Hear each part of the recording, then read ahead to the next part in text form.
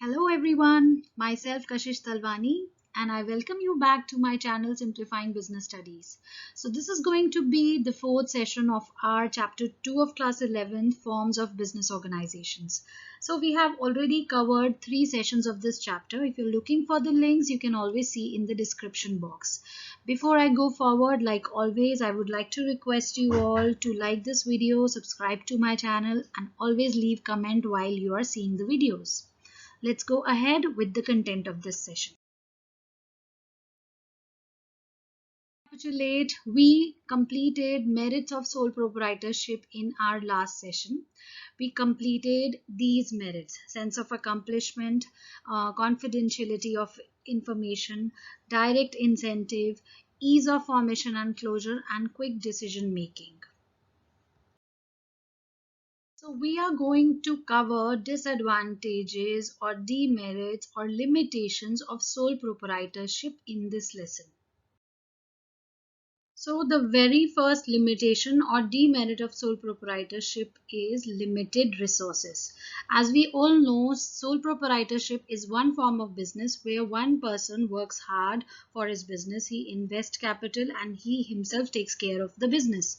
So in sole proprietorship, firm is financed by one proprietor, that means the owner himself, from maybe his wealth or from his borrowings. So there is always a limit to this credit raising capacity of one single person.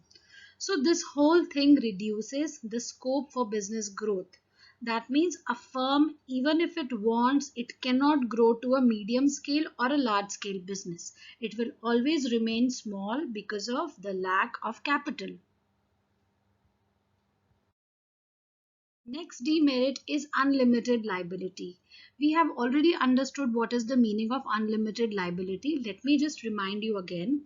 Unlimited liability is the obligation of a firm's owner to pay the debts of his firm, even using his own personal property. So that means if a person has taken any debt and if he is not able to pay that debt from the property of his business, his personal property can also be used to pay off his debts. So this is unlimited liability. So here in sole proprietorship form of business, a person is liable to pay all the debts. So if there is a case when heavy losses are occurred to the business, not only business assets but his personal property will be used. So this is a big disadvantage of this form of business. Another demerit is limited managerial capacity. So in sole proprietorship firm, all the activities are generally performed by one individual.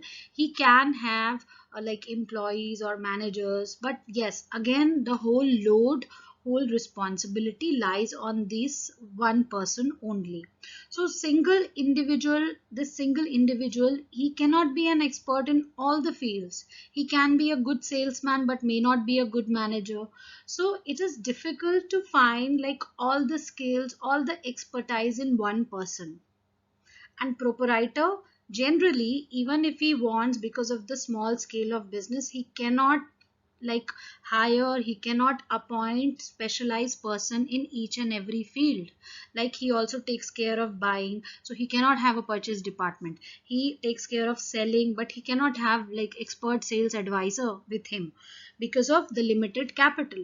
So this proprietor is generally overburdened with too many tasks. So this is one demerit: limited managerial ability.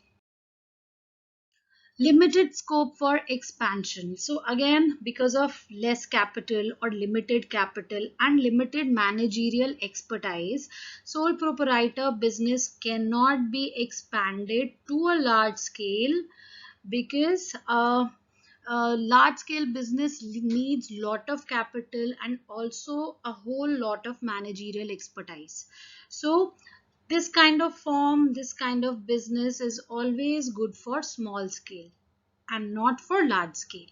So definitely it has very limited scope. Another feature is limited life. That means we have done this in one of the features of this form of business, sole proprietor, that the business existence depends upon the existence of the proprietor. So if something happens to the proprietor, the business will not exist. So again, this is one demerit of this form of business, that it has limited life. So the survival and continuity of sole proprietorship firm depends upon the person, that means the owner. So if the proprietor falls ill, or if he becomes insolvent, or if he dies, the business will definitely come to an end. So that means business has no separate legal entity. It will always exist until its proprietor is existing. So we have reached the end of this session. If you have any questions, you can always write it in the comment box, and please do not forget to comment once you see this video. Hope you all have good day ahead. Thank you very much.